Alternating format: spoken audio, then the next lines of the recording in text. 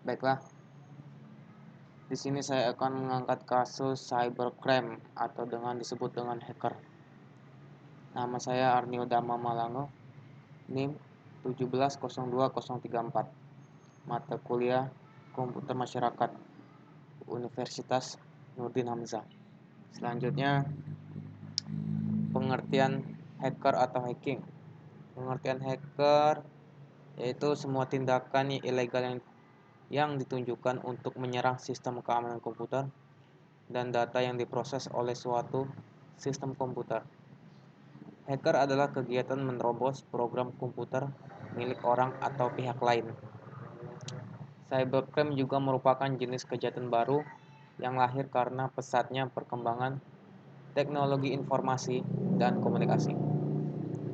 Di Indonesia masih banyak sekali kasus yang menyangkut mengenai cybercrime yang sulit untuk diselesaikan. Selanjutnya contoh kasusnya. Contoh kasusnya perjalanan kasus hacking yang menghantui Indonesia dari tahun ke tahun, yaitu info menyeleneh pada situs KPU pada tahun 2004. Pada tahun 2004 menjadi momen pertama Indonesia mengadakan pemilu. Tim IT Komisi Pemilihan Umum pun meluncurkan situs KPU yang bernilai 152 miliar dan digadang-gadang mustahil dihack.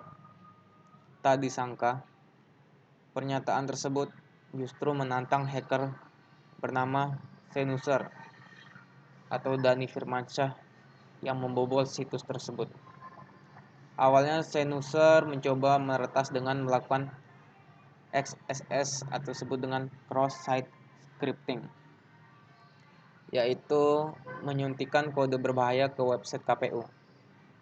Karena gagal, Senuser pun mencoba spoofing, yaitu mengalihkan IP website sehingga dia bisa merebut kendali situs. Serangan Senuser sukses dan memungkinkan melakukan SQL injection atau manipulasi query SQL.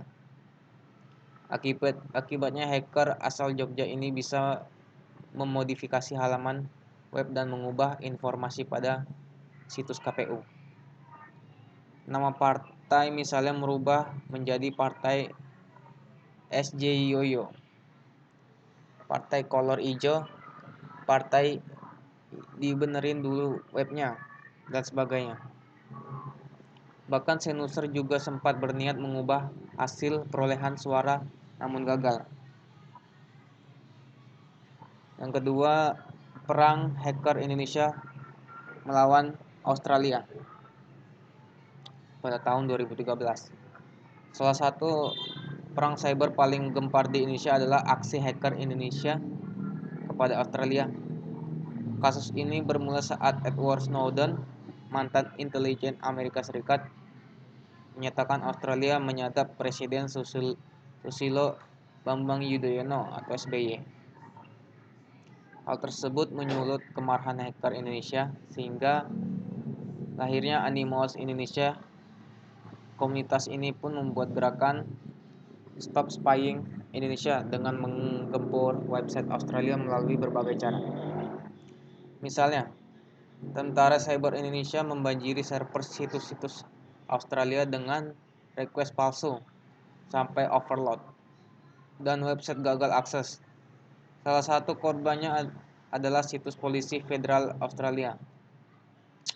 Masih berlanjut, Animus Indonesia juga melakukan divase terhadap ratusan website milik sipil secara acak. Serangan ini membuat situs bisnis kelas bawah di Australia menampilkan kata-kata peringatan dari Indonesia. Tentara cyber Australia pun tidak tinggal diam. Namun mereka balik menyerang dengan membuat down berbagai website penting Indonesia, seperti situs KPK, PLN, Garuda Indonesia, Polri, Tempo, dan sebagainya. Yang ketiga, situs Telkomsel memanjang kata-kata kasar pada tahun 2007. Publik Indonesia yang mengakses website Telkomsel pernah geger karena menjumpai kata-kata kasar pada laman situs provider ternama tersebut. Ternyata ada oknum yang memprotes mahalnya tarif Telkomsel dengan cara ngehack. Menurut Alfon Tanujaya, pakar keamanan cyber, kemungkinan ada celah keamanan pada sistem hosting atau hacker mengetahui username dan password host hosting. Akibatnya peretas tersebut melakukan defase dengan mengubah tampilan website Telkomsel. Website pun lumpuh sehingga pengunjung tidak bisa mengakses informasi seperti biasanya. Untungnya, data pelanggan Telkomsel terpisah dengan server website, sehingga masih aman. Telkomsel juga berhasil mengembalikan websitenya dalam waktu setengah hari. Dan yang terakhir, data pengguna Tokopedia bocor ke dark web pada tahun 2020. Di tahun 2020, kabar tidak sedap menggoncang Tokopedia. Pasalnya, 91 juta data pengguna dan lebih dari 7 juta data merchant di e-commerce ini dibocorkan oleh hacker bernama ShinHunters. Masih belum jelas metode apa yang ShinHunters gunakan. Menurut Ruby Alamsyah, pakar keamanan cyber, kemungkinan ShinHunter memanfaatkan celah sistem cloud di Tokopedia. Selain itu juga bisa hacker kelas kakap melakukan SQL injection ataupun teknik yang lebih canggih lainnya. Gara-gara ulah ShinHunter, data personal pengguna Tokopedia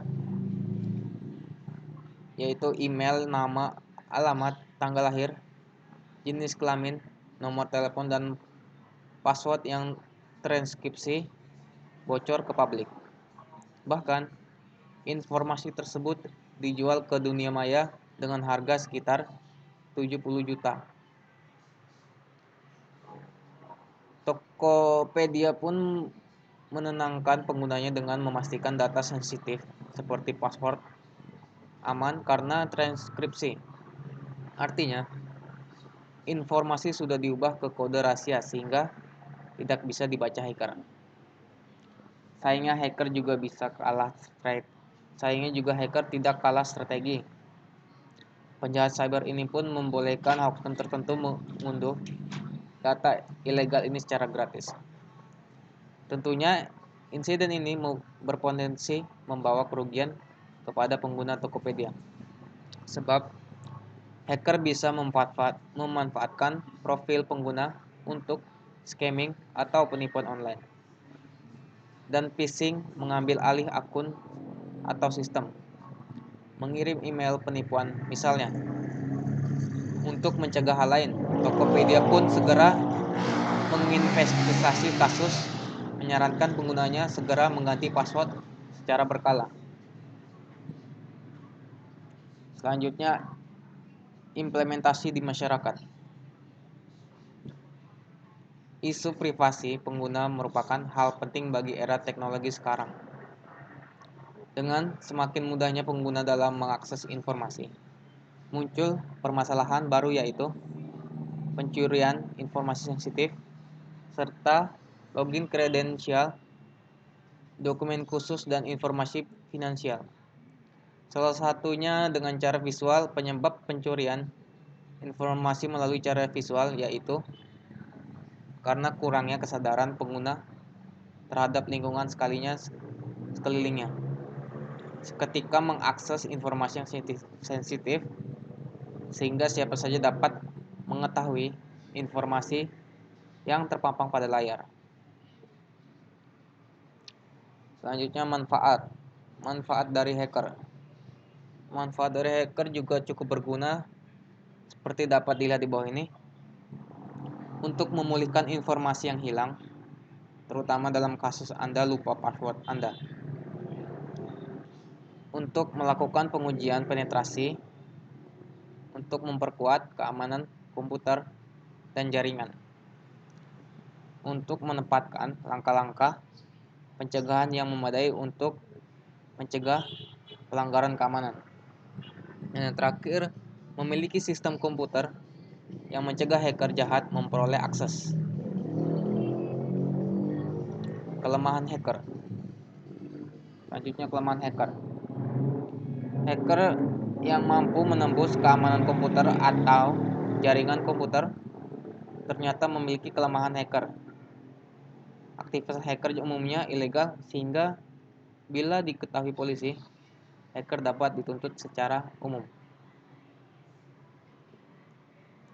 Baiklah, itu saja dari saya. Sekian dan terima kasih.